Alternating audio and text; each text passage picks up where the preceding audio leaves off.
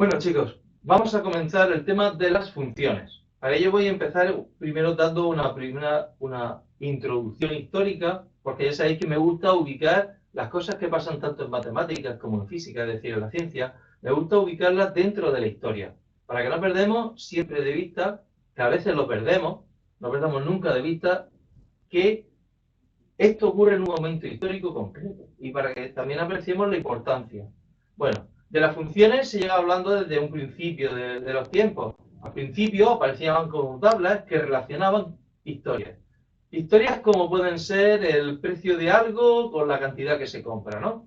Que se configuraban una serie de tablas. No eran exactamente funciones, ahora después veremos qué es una función, eran más bien correspondencia, es decir, relacionar dos cosas, las que sean entre ellas, dos cosas que estén relacionadas de alguna forma, mediante algún criterio. Avanzó la historia y esa forma de tabla fue adquiriendo formas literaria, ¿vale? En forma de literatura, en forma de el cuadrado que se forma en un lateral de un triángulo, pues los cuadrados que formamos con cada uno de los catetos, la suma de los catetos es igual al cuadrado, al área que forma el cuadrado de la hipotenusa. Bueno, de esas formas, ¿no? No es exactamente hecho, históricamente no sería ese el texto, pero de ese estilo. ¿De acuerdo? Es decir, con palabras se van describiendo relaciones entre magnitudes, que veremos que se corresponde con el concepto de correspondencia.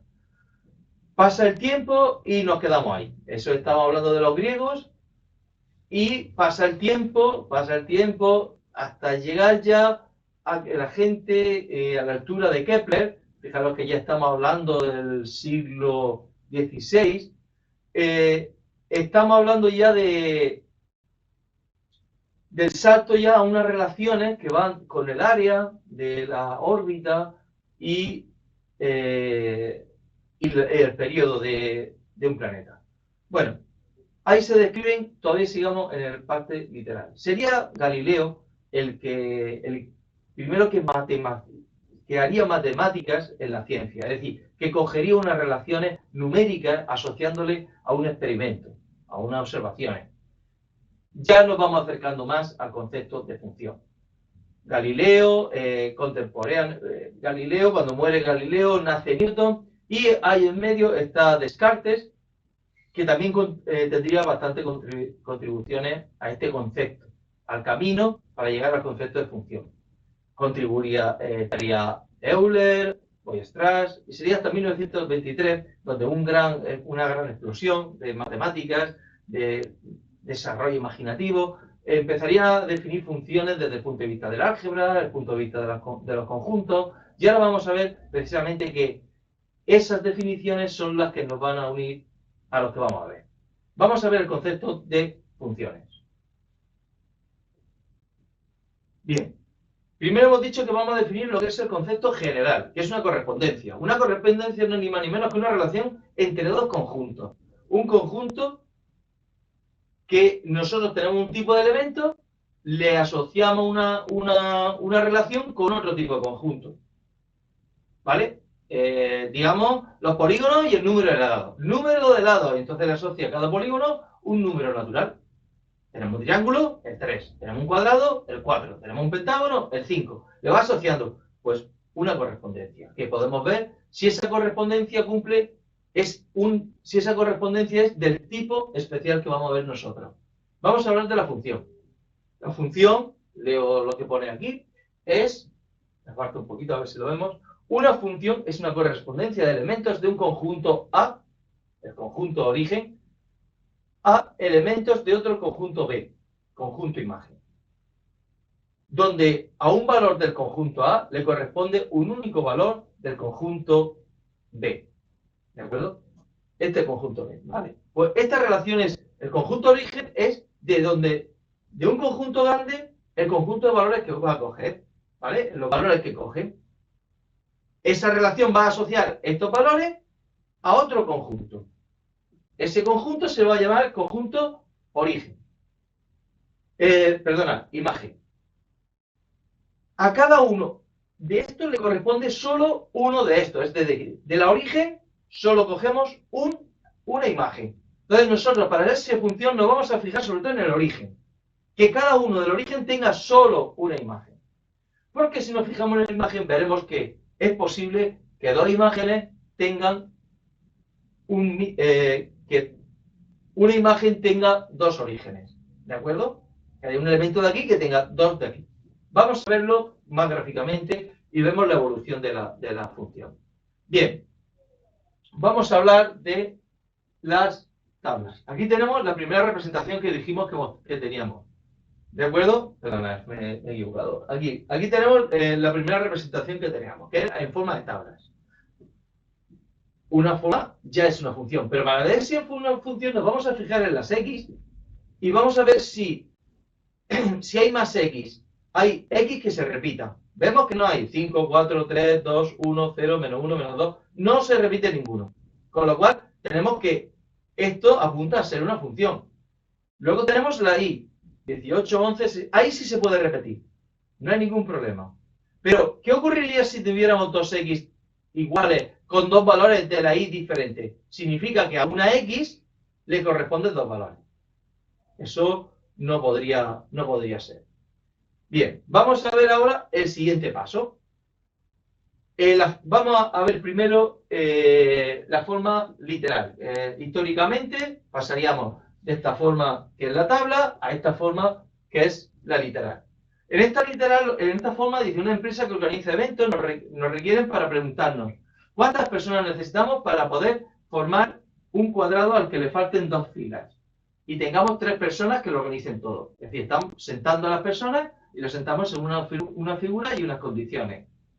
La respuesta a eso, o sea, si eso lo configuramos con una función donde le podamos ir asociando y nos vaya saliendo formas diferentes, ya he utilizado la función. Una expresión, pues ya tendríamos una función.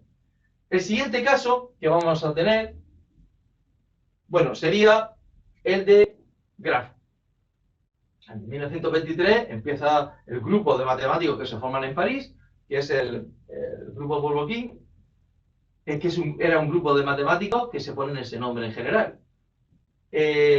Bueno, empiezan a desarrollar la matemática a partir de los conjuntos y quería desarrollar todo solo con conjuntos. Bueno, pues ellos empezamos a trabajar con estos diagramas que se llaman diagramas de Euler-Venn, que son ni más ni menos pues estos elementos rodeados con un círculo que los separa de los demás, diciendo que todos ellos entre sí tienen algún tipo de relación y los otros también. Esta relación. Y ahora las flechas pues, nos dicen la relación entre uno y otro.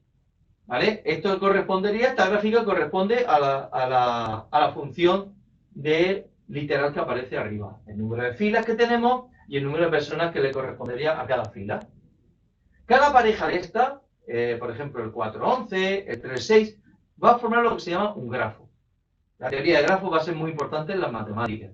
Es decir, trabajar con este tipo es todo un desarrollo y que, bueno, contribuirá también en otros campos de la ciencia, como la física, como las empresas, bueno, y la logística dentro de eso. La teoría de grafos va a ser muy importante. Bueno, vamos al paso siguiente, que sería el trazado de gráfica. Cogemos estos grafos que teníamos ahí y los representamos dentro de una gráfica, ¿de acuerdo? Y aparece una gráfica. ¿De acuerdo? Lo importante aquí, para saber si esto es una gráfica, bueno, antes de nada, en el diagrama de Euler-Venn nos damos cuenta de que cada elemento del conjunto origen, que sería las filas, sale solamente una flecha. Del origen sale solo una flecha. Si salieran dos, yo siempre me tengo que fijar en el origen. Si salieran dos, ya no es función. ¿Vale? Del origen no puede salir dos flechas, del mismo elemento. ¿De acuerdo? En la imagen, olvidaros, porque si os fijáis en la imagen, es posible que en alguna ocasión se reciban dos. Depende, ahora después veremos si el conjunto es inyectivo, si la función que aplicamos es inyectiva, subrayectiva o biyectiva. Bueno, eso lo veremos después cuando estudiemos las funciones. Bueno, pues si nos damos cuenta en este conjunto de aquí, lo que nos tenemos que fijar en que en la X, cada elemento de la X solo tenga una Y. Entonces, si yo me fijo en el 2, tiene una Y. Si me fijo en el 4, el 4 yo lo elevo si le corresponde el 1. ¿De acuerdo? Y si me fijo en el menos 2, yo lo elevo y me corresponde también el 1. No importa que dos elementos de la X tengan la misma Y. Pero lo que sí me importa es que el 4 solo tiene un elemento y el menos 2 solo tiene una Y. Es decir, vemos las Y que tiene la X. Y por último, dentro de la forma de representar la función, tenemos la forma algebraica, que corresponde con la expresión literal de un texto, de una gráfica, de un grafo o de una tabla. ¿De acuerdo? Bueno, pues a continuación, en el vídeo siguiente, lo que vamos a hacer es estudiar, ver los pasos que tenemos que hacer para estudiar una función.